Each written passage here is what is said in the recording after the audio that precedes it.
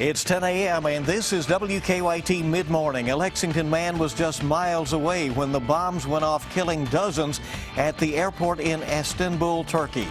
The public speaks out on Governor Bevin's health care proposal. Early returns indicate people don't like it.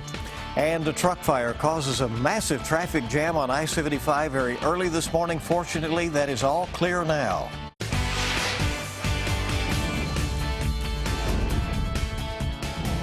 This is WKYT Midmorning. Good morning and welcome to Midmorning from WKYT. Wednesday, June 29th. I'm Bill Bryant. And I'm Barbara Bailey.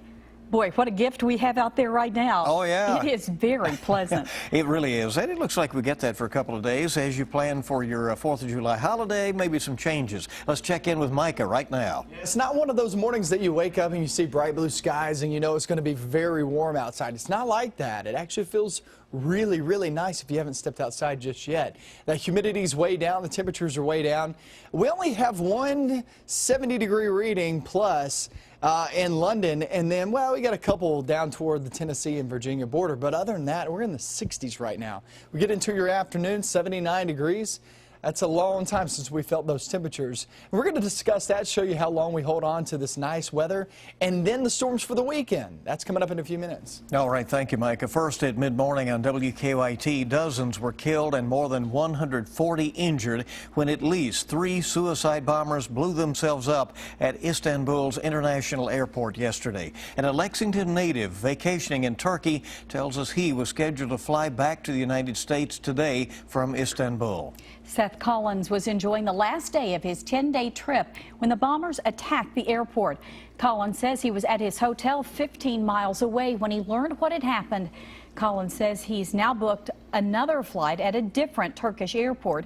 He says he's ready to get home. There'll be a lot of relief if I get on the airplane and it takes off and I can get on my way home.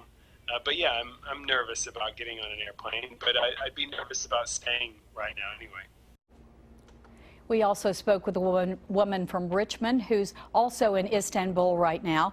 She told us she was about 10 minutes from the airport when the attack happened, but is safe. She plans to stay in Istanbul for the next 3 weeks. And flight operations have resumed at Turkey's largest airport as officials in that country are trying to figure out what led up to the deadly attack. Turkish officials say ISIS was involved. Tina Kraus has the latest. Surveillance video from inside Turkey's largest airport shows people scrambling for cover as one of the explosions went off. Shortly before the blast, Turkish officials say assailants armed with AK-47s opened fire at the entrance of the international terminal. This footage appears to show an officer taking one of them down moments before the suspect blew himself up. Outside the airport, frantic passengers ran to safety as emergency crews rushed in to help the wounded.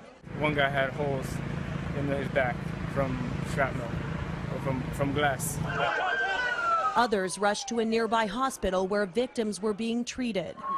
This Turkish man was desperate, looking for his mother, as distraught relatives wailed behind him. While there's been no claim of responsibility, federal officials tell CBS News the incident has all the hallmarks of an ISIS attack. Speaking from Aspen, Secretary of State John Kerry says attacks like these are a sign the militant group is getting weaker. We have to get it right 24/7, 365. They have to get it right for 10 minutes or 1 hour. If you're desperate and if you know you're losing and you know you want to give up your life, then obviously you can do some harm. Officials in Turkey are assessing the damage at the airport as the investigation continues to unfold. Tina Kraus, CBS News, London. Now, the vast majority of victims in the attack were Turkish nationals. Turkey has been on high alert following several recent bombings, including 2 in Istanbul that have been blamed on ISIS. Well, House Republicans have released their findings in the Benghazi attacks that killed 4 Americans on September 11, 2012. The report details bureaucratic issues, worsening security in Libya, and inadequate resources. The report contains no significant revelations about what led to the deaths of the 4 Americans, but it does fault the Obama administration for security lapses. The report doesn't directly blame Hillary Clinton, who was Secretary of State at the time, for the attacks. It does suggest she and other administration officials did not adequately address the risks involved. The public will have a chance to voice concerns over Governor Matt Bevin's proposal to overhaul the state's Medicaid program this afternoon. Holding hearings required by the federal government to take in information, and today's hearing in Frankfort comes after state officials heard public input on the overhaul in Bowling Green yesterday. Critics slammed the proposal last night during the first public hearing. 22 people spoke at Western Kentucky University. They think the plan is disastrous. So we're going to not provide dental care to the individuals who need it the most. Wrong. Those kinds of things are in the My Rewards account to try to encourage individuals to be able to, sort of take charge of their own health care as much as possible.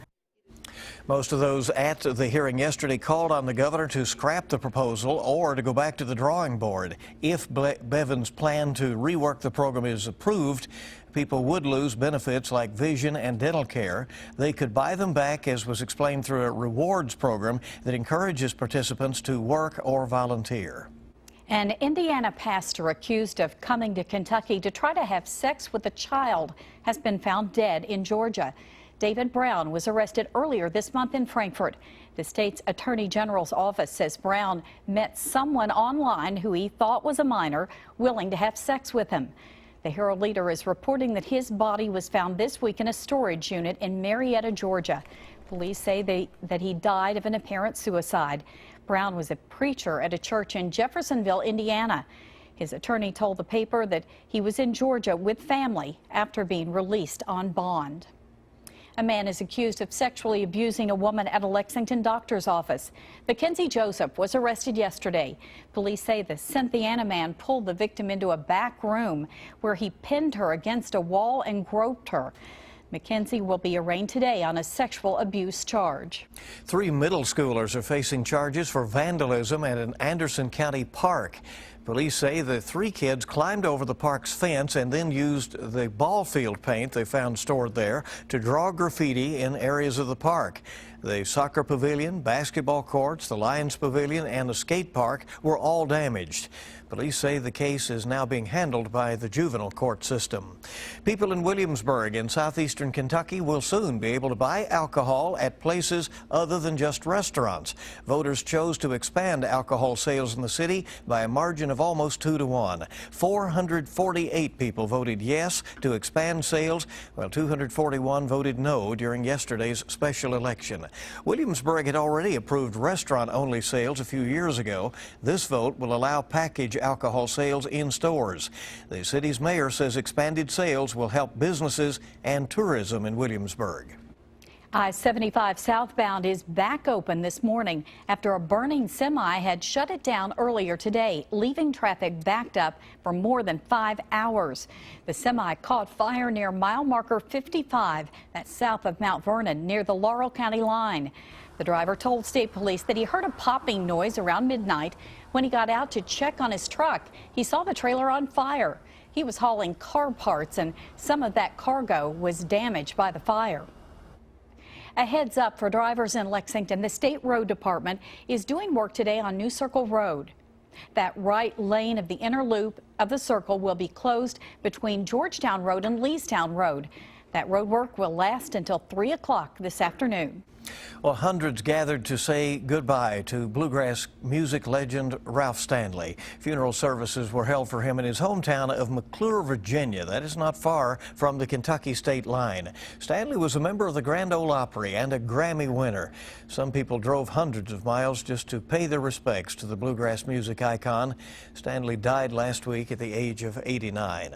And a judge has approved a settlement that will put "Happy Birthday to You" in the public domain. A music publishing company has been collecting royalties on the song for years, but it has agreed to pay back $14 million to those who have had to pay to use it. The song was actually written by 2 sisters from Kentucky. So it's for everybody now, Barb. Yeah, that's right. You can just let loose and sing it. Cut loose All with right. Happy Birthday. Yeah. Well, keep it here on Mid-Morning. We're back in just a moment. We'll take you to China. Lots of panda fans there, and they're ecstatic. We'll show you why. Also ahead on Mid-Morning, Hollywood stars join forces with Michelle Obama to speak with teenage girls about their education. A lot of sunshine for today, and we're going to do it again tomorrow, but after we hit that Friday into the weekend time frame, things start to change with those thunderstorms. I'll show you that in your forecast coming up next. Now, your zone-by-zone forecast with meteorologist Micah Harris. It's a really nice day outside. It looks great. It feels fantastic. Now, we've had plenty of days like this here in June where we've had plenty of sunshine during the morning hours. But then it was just a little bit sticky outside. The humidity was way up. It was just a little bit warm. Not today. Trust me on this. When you walk out the door, there's a crisp feel in the air. 68 degrees now in Frankfurt, capital city, and that goes for Jackson too. 67 now in Lexington. What a beautiful picture there on our sky cam as we're looking toward Hamburg. And I don't see any problems whatsoever. Here's the breakdown of it, the bigger picture. This front has already passed by us, and it's long gone. Now we're getting the winds out of the north and northwest from this high pressure system. Two things that's helping us out. Dome of higher pressure, we always think about H being happy because you get a lot of sunshine out of that. And it's rare that you actually get some rain out of that, and we don't expect that for today. So as long as this is close by, we're good to go. And number two, the flow around that. We're going to get some northerly winds out of that, and that pumps in that cooler, drier air. Getting the kids out the door today will be no problem whatsoever. They'll run out the door. Trust me, it's going to be really nice out of the parks later on this afternoon and off into the evening hours. Speaking of afternoon and evening, look at your high temperature, 79 degrees. It's been 21 days, 3 weeks since we've actually hit the upper 70s for highs. We'll do that for today. Off into the evening, grilling out. Looks phenomenal. 8 p.m. at 73 degrees. The humidity way down, but things start to change as we get a little bit toward the weekend. Friday, Saturday, our chances are in. They're smaller chances, but they're there. 30–40% for both Friday and Saturday. So if you're trying to make those plans, just know this. I would do it on those 2 days. Some of these fireworks, some of these 4th of July festivities, because once we hit Sunday off into Monday, look at the change there. Now you're talking about a 60% chance of rain as opposed to the 30 and 40% chance of rain there on Friday and Saturday. So that Sunday and Monday time frame, it looks pretty wet for virtually everybody. Now, it's not going to be a complete washout, and you will get some breaks here and there, but it's a much better opportunity, guys, to get some rain, some thunderstorms on Saturday and on Monday as opposed to Friday and Saturday. So those are the 2 days that you really want to kind of plan some things. It's Thursday, Friday, Saturday, those few days, and then Sunday, Monday is when it looks like some big rain comes sliding on in. Oh, the timing on that I know, one. it's tough. Well, you might want to kind of front load that weekend with your activities. All right, thank you. It was absolute pandemonium at a panda pavilion in the Chinese territory of Macau this weekend. And here is why. A giant panda named Jin Jin gave birth to not one but two panda cubs. That's right, twinsies. Jin Jin is the first panda to ever give birth in Macau. The cubs were born nearly an hour apart. They're in good health. They're already getting some quality time with their first-time mom, by the way. You might be wondering why they look like furry little hot dogs. Well, experts say the cubs won't get the signature black and white panda fur until they're about a month old or so. They're just so little right now, you know. But not for long. Not at all. For long. And they will be those giant pandas. Yeah. So that's great. Fun to see. Well, meanwhile, back here in the States, Caitlyn Jenner nabs another magazine cover. And two actresses help advocate for education in Morocco. Chris Martinez has the report from Los Angeles. Actresses Meryl Streep and Frida Pinto joined forces with First Lady Michelle Obama in Morocco yesterday to speak with teenage girls about education. Only about a third of girls in Morocco attend school past the primary level. A U.S. government foreign aid agency is investing almost $100 million to improve secondary education in the country. Caitlyn Jenner is back on the cover of Sports Illustrated 40 years after she first graced the magazine's cover as a man. She's pictured wearing the Olympic gold medal she won for the 1976 decathlon. Back then, she was known as Bruce Jenner. She says in an interview her masculine body at the time disgusted her and that she had a complicated relationship with her medal. Get it? That you guys are like, oh, get her drunk and let her like cry in the limo. And the VH1 hit Barely Famous is back. This season, Chris Martin, Kate Hudson, and Chelsea Handler will make cameos on the show that satirizes reality TV and Hollywood. Sisters Erin and Sarah Foster write and star in the show. We kind of came up with this weird idea where we just thought, like, why don't we make fun of this whole thing and use ourselves as these you know, characters who embody kind of every delusional girl we meet in LA. Season 2 premieres tonight. That's your Eye on Entertainment. Chris Martinez, CBS News, Los Angeles. Well, coming right up, do you want to add some red, white, and blue to your table this holiday weekend? We have some tips for a healthy get-together next on WKYT. Tonight's Powerball jackpot is $222 million, and Friday night's Mega Millions jackpot is $415 million. Hey, welcome back in. Great to have you along. Mid-morning on WKYT. Food is a big focus when it comes to 4th of July celebrations, but your get-together doesn't have to be unhealthy. You don't have to come out of this thing weighing 4 or 5 pounds That's right. more, right? Nutrition specialist Renee Fox is here with some ideas, and we welcome you. Some really fun ideas, too. Thanks. Great Thanks to for be coming here. in. Yeah, food and beverages, you know, a big part of the 4th of July. Everybody's got the cooler and the grill, and it's all fun and so forth. But what are some ideas for some things you can do so that you don't pack on the pounds and eat real unhealthy? It's a great way to add fruits and vegetables to your plate. You know, a lot of times you're going to fire up the grill, and it's a great opportunity to have some healthy sides. So here's an example of a fruit, just a flag dish. So there's nothing underneath. It's just completely made of fruit. That's really colorful. Right now we have fresh berries in season in the summer. So it's a great, affordable, and very healthy side dish. Great to bring to a potluck, and really easy to assemble. It's so pretty, though. I don't think I would want to mess up the flag. It looks so good. And you sprinkled a little bit of lemon on the bananas to make sure they didn't start turning colors there. It's a great idea. Great thing to do. Holidays, of course, are a time when families are together.